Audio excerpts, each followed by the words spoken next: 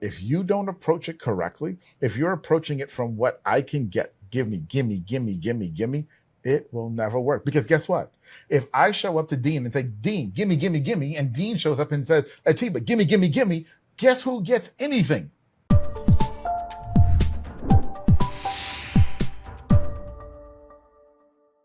Dean, if I've got to go to one more networking event, I am done. Networking events absolutely suck. No one should be going to them because they're just a waste of time.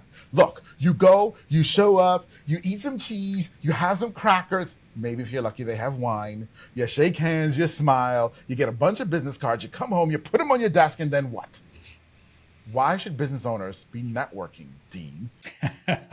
So you still have that stack of dusty business cards on your desk. I've got a stack similar, right?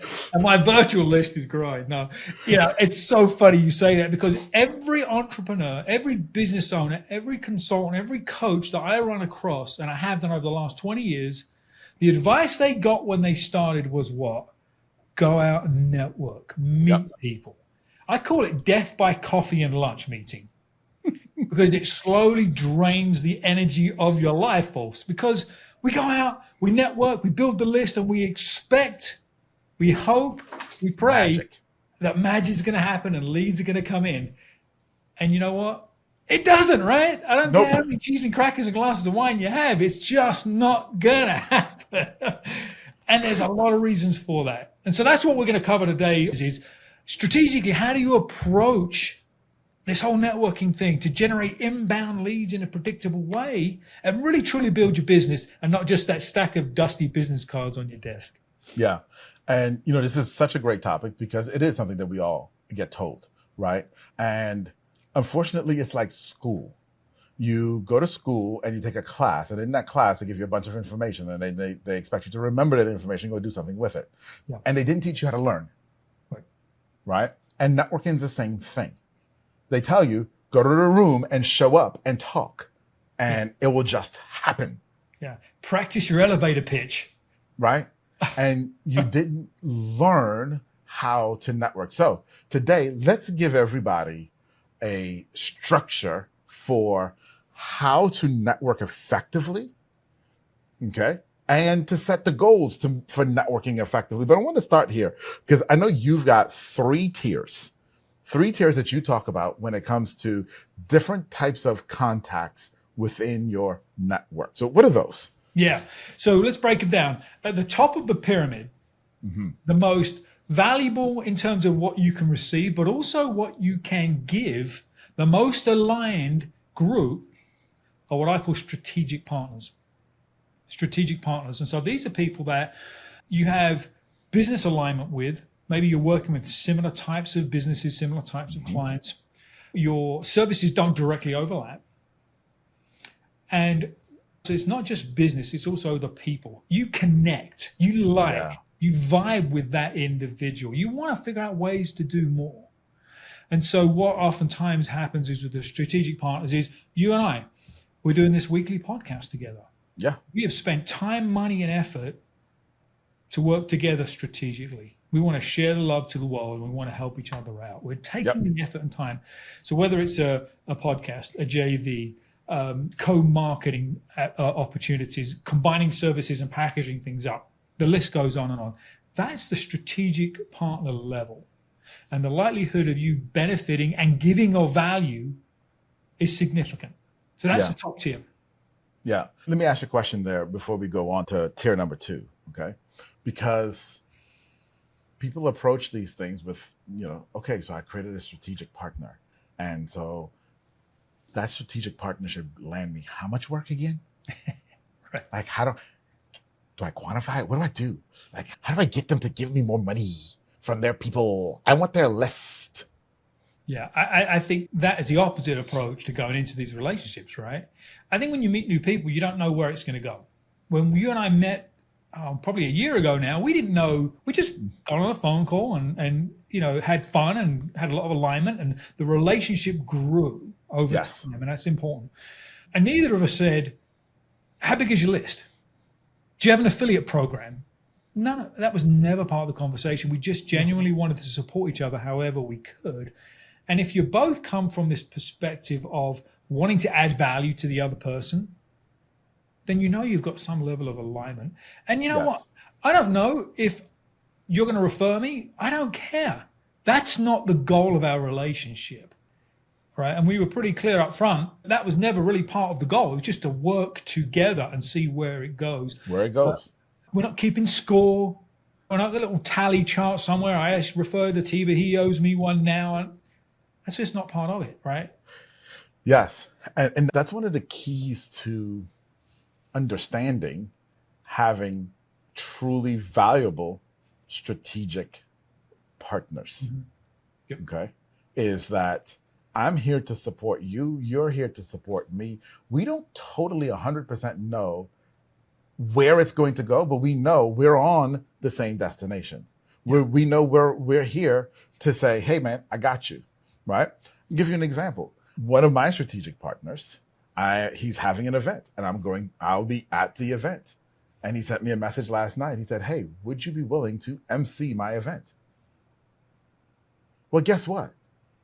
I was going to go anyway. So yeah, sure. Now, it happens to be his entire audience are my ideal customers. He just asked me to spend 2 days in front of my ideal customer. Tough gig, right? Right? But the key there is we didn't start this relationship so that I knew he was going to offer me one day to be. No, we knew we were serving the same customer and we could support each other and we can help each other. And there were ways that we were going to overlap. And when we found them, we were going to do them and everybody would grow and everybody would get better.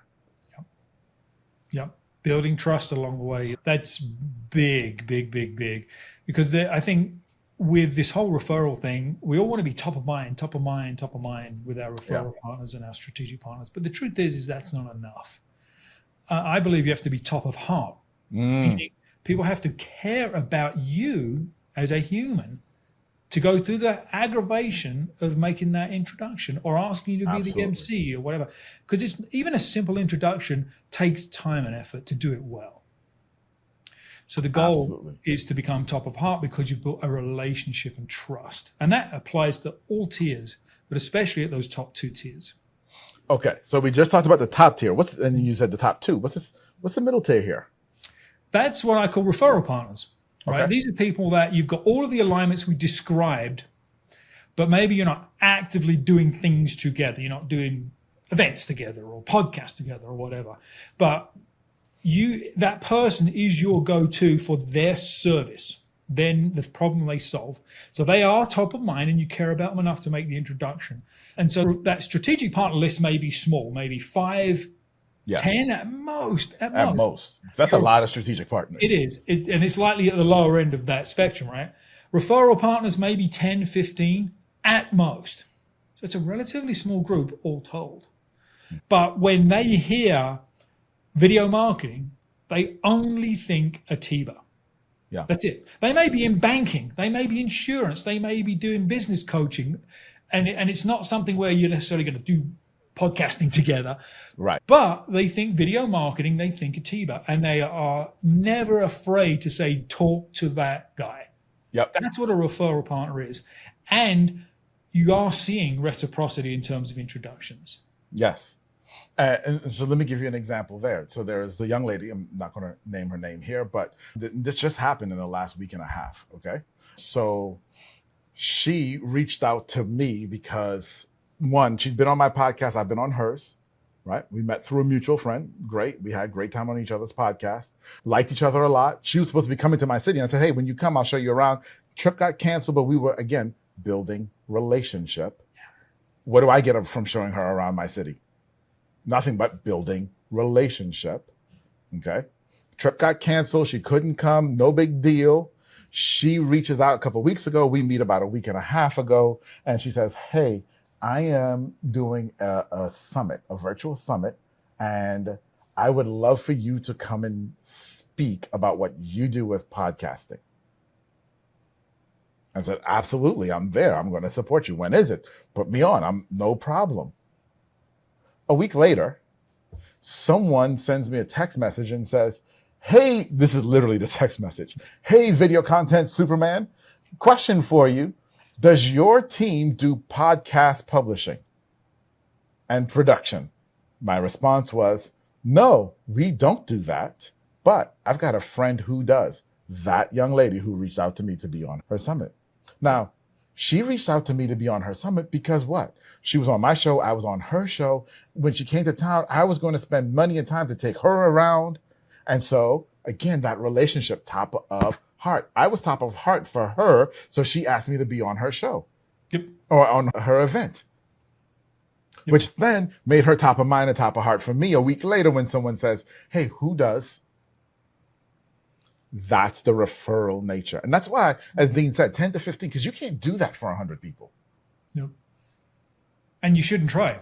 You shouldn't try, because there are, if you had a list of 5 or 6 digital marketing agencies, for as an example, as people you would refer to, how do you, it's too many, right? You can't be reciprocal with that many of that specialty. Maybe you have 2. Maybe you have 3, because they have specialties, and you know the best sort of matchmaking opportunity. I have a good referral partner, a buddy of mine. They're in the market research business.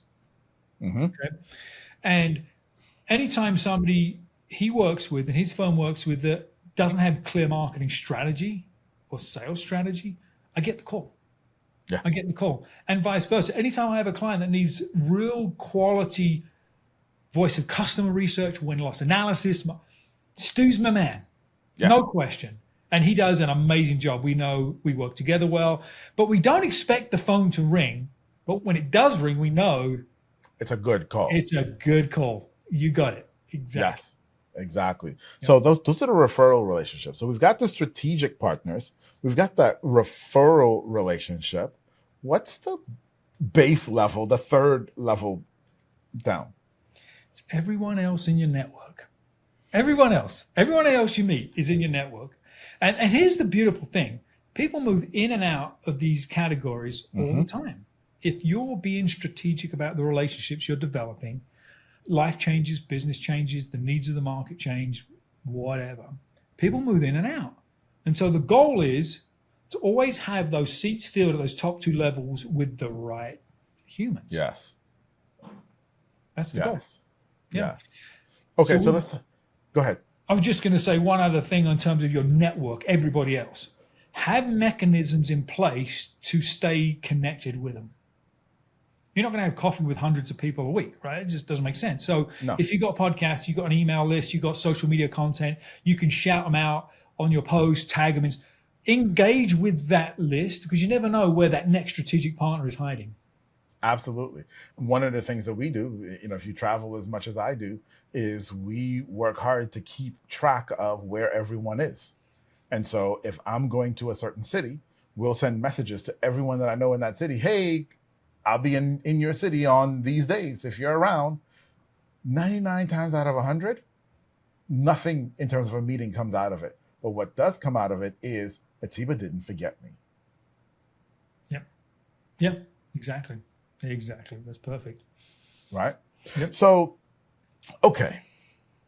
So we've defined the 3 tiers, but we promise people to figure out how to actually make this work. Because now we have, and I know I started in jest with the old school B&I sort of networking event type of thing, but networking has evolved so far from there, especially with COVID and virtual. Right? I mean, you can go to a virtual conference that has 10,000 people and meet people in the chat. Totally. Yeah. Right? You can meet people. We met through a referral. We networked through a referral. You did.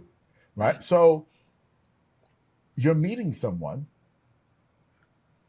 And I'm going to ask this real bluntly. Number 1, when you're meeting someone, what does your heart posture need to be in meeting someone? And number 2, how do you determine where they fit in those tiers? Yeah, that's a great question. And I think often people show up with this mindset of, can I get something? Is there an opportunity for me here? And I show up with a purely open mind. I have no idea where the conversation is going to go. I'll give you an example. I connected with somebody on LinkedIn, and he hopped on my Calendly, grabbed a meeting. I'm like, all right, I'll check out his profile, see what it's all about. I didn't know. His firm is based in the UK. I don't know if he realized I was English at the time because my 30-year history in the States, people will assume, but nonetheless.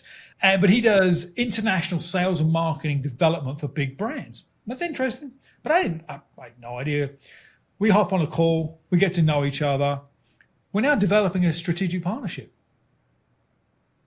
A true income paper strategic partnership for his clients that want to grow in the US. But it was some somewhat random person that connected with me on LinkedIn. I didn't know. So I went in with an open mind, and my goal was just to ask questions and understand. And I look at it from two perspectives. One is kind of what they do and who they do it for. That's important, right? Because if he's selling garbage bags to garden centers, probably not my market, right? Exactly. That's what they do.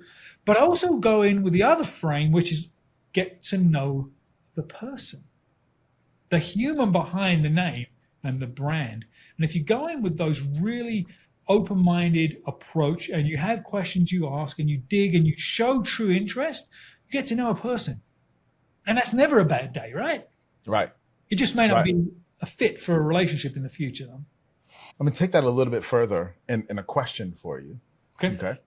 Because we have in our audience some people who are ultra competitive. Y'all know who you are. Yeah, you. I'm talking to you. You know you're competitive. You heard Dean just now, and you're like, go in with an open mind. How do I know I won? I need to compete. Where's the mile marker that says, Dean, I get a gold star? Come on.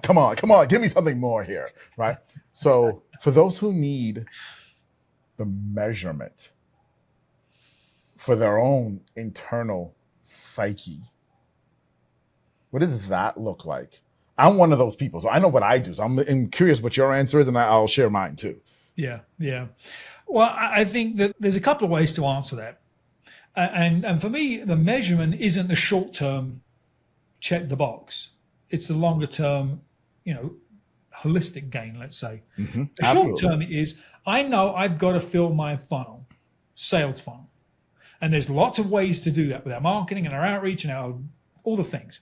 And I know that referral partners and strategic partners are a piece of that. So I can put a number to that and I can say I need to have 3 new networking meetings a week, knowing that 80% of them aren't going to even translate to referral partners, right? I can measure that and I can give myself a goal because I want to get the 3 no's to get to the 1 yes. Correct. So I can start to build a relationship with that individual. So that's just a very easy way to do it is set yourself a goal. That goal can also be not just that first meeting, but I need to have 3 conversations a week or a month with existing network connections and see if we move them to referral partners. That's great. So that one-time touch isn't going to get it done. So you apply the metrics that make sense for you to move people up and down those tiers and build relationships and ultimately get the results you want. Absolutely. Those are great. I'll share with you mine. And I'm going to land the plane even more because you looked at it from a strategic perspective, which you should. And you're right. And measuring and the goals from a strategic perspective. That's perfect, right? CRMs are built around that. That's awesome. Now let's talk about it for those of you who are truly, truly, truly ultra competitive. Right? And you're looking at it on an individual one-to-one basis.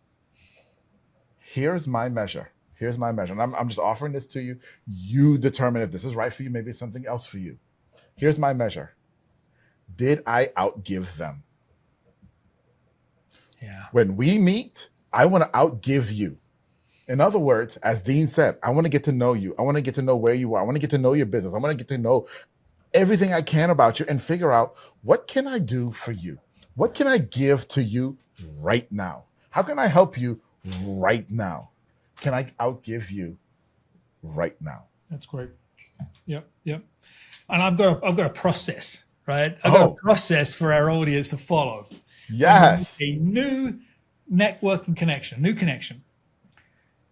Your goal is to give something of value during that first meeting. Now, it probably isn't an introduction to a client, right? Probably not. But maybe it's an introduction to another power partner, connection, someone in your network that can add value to their world. Maybe it's inviting them on your podcast. Maybe it's offering to repost some of their content. Be of value on the first call. You've started to the competitive edge, right? You beat them to the punch. You've given a value first without any expectation of return. And as we said, one conversation doesn't make a relationship. You schedule a call for a month out, give again before you meet the second time. That's the one that's really unexpected. You just had two really powerful swings of the bat to build relationships. So that process works really well. So going into it, it changes how you build, how you ask the questions and how you get to know the person. If I go in thinking, I want to give Atiba something of huge value by the time we're done, I'm going to ask the questions I need to ask to find out how I can do that. Do that. Yes. Versus, here's who I work with. Who do you know that you can refer me to that looks like that person? Yeah. And the thing too, and I want to be very, very careful here, okay, for some of you, especially if you're ultra competitive like me, huge value is huge value in their eyes, not your eyes. Okay. And so those are the questions you have to also ask, because huge value could just be, you know what? Chapter 2 of this book talked about that issue that you're having right now, and the solution you're looking for is in chapter 2. Yeah, absolutely. Yeah, resources, information. There are often times where, and I'm sure it happens with you too, where you get on a call and you start talking about what you do and they talk about what they do and they start asking you questions about your specialty. I have this problem with my video marketing, Atiba, and I've got a YouTube channel, but what am I doing? And you give some highly valuable advice. You didn't intend to do that. And they're not necessarily asking for the freebie. They're just having a conversation with you. That's powerful stuff. Don't be afraid to give away your best stuff to those people. That's something of value to them. Yeah. And let me take it a little bit even further than that, y'all. Yeah. Right? Because you see, so now we've talked about giving value when it's external to you, of resources or other things external to you. Dean just brought up the concept of giving value of things that are actually internal to you, of what you do, what you know, what your zone of genius is, right? But don't just answer the question and give that. Here's where it gets real fun. Because if someone comes to me, which happens all the time, and says, you know, hey man, I just think my thumbnails on my YouTube video really suck, man. And like, we're not getting a lot of views. And I think it's really the thumbnails, and we need to change our thumbnails. And so the answer to that question is actually really simple. The answer is, what's your click-through rate on your thumbnails? If it's above 6%, your thumbnail is fine. If it's below 6%, your thumbnail sucks. And if it's above 6%, you have a different problem. Okay? That's the simple answer. And I can just give you that answer, and that would be valuable. But get this. You know what's even more valuable? You know what's even more valuable than 6%? Where's your click-through rate? Is what is your goal behind trying to get more views? What are you really trying to accomplish here? Okay? Because if you ask that question gets them to answer a real pain point need that they have. Then you answer the 6% question and point them to how to answer their real pain point need. You now have somebody who loves you. Yeah. Yeah. You treated that relationship as valuable as a client relationship. Because you wouldn't just tell a client your thumbnail sucks or it doesn't, right? You would ask the questions, dig into the need and the goals. And why is it any different to a referral partner? Yeah, maybe you're going to cover it in 5 minutes and not an hour, but give them that level of value. Absolutely. It's different, Dean, because I need money. I need new clients. And I'm networking so that you can give me new clients. Again, getting back to where we started with the heart posture. If you don't approach it correctly, if you're approaching it from what I can get, gimme, it will never work. Because guess what? If I show up to Dean and say, Dean, gimme, and Dean shows up and says, Atiba, gimme, guess who gets anything? No one. And that's exactly what's going on in your networking right now. No one's getting anything. That's why you have that stack of dusty business cards on your desk. It's exactly why they exist. So Yep. I hope today that we gave you I know we gave you the structure and some of the process of how to build these networking relationships. It's your turn now, though. You got to go do it. You've got to go see networking differently. It's an opportunity for you to give and serve. Go do it. Go do it. Guess what, y'all? Go. You got one more thing? I was just going to make one more comment. Go for it. We just scratched the surface with this. So if you're interested in us doing another episode around building referrals, predictable referrals, drop it in the comment. Just say, I want more. We want more about referrals. And we will do another episode on this and get deeper and deeper into this content, because you know what? Everybody does it wrong until they figure out what the tipping point is. And we'll share some more secrets on the next episode. And we can even look at it from different types of networks or different types of networking. So podcasting versus in-person versus summit versus, all the different avenues and how you do those. But guess what, y'all? He's Dean. I'm Atiba. We'll see you next week. See you next week, guys. Bye-bye.